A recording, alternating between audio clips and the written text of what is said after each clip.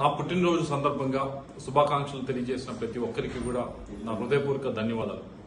ఈరోజు నా పుట్టినరోజు గిరిజనులతో పాటు బొల్లాపల్లి మండలంలో జరుపుకోవడానికి ముఖ్యమైన కారణం మీ అందరికీ తెలిసిందే వరికిపొడిసెల ప్రాజెక్టు.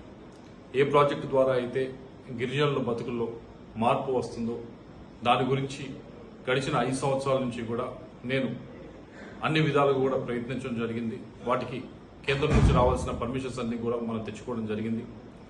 ఈరోజు వారిని కలిసినప్పుడు, వారితో టైం స్పెండ్ చేసినప్పుడు వారికి ఒక ఆశ ఉంది. ఈ ప్రాజెక్టు వచ్చే సంవత్సరం లోపల పూర్తి చేయాలి, పూర్తి చేసి గిరిజనుల్లో వాళ్ళ జీవితాల్లో మార్పు తీసుకురావాలి. ఆ తీసుకువచ్చేదానికి తెలుగుదేశం పార్టీని వాళ్ళు బలోపేతం చేయడానికి ఈరోజు ముందుకొచ్చారు.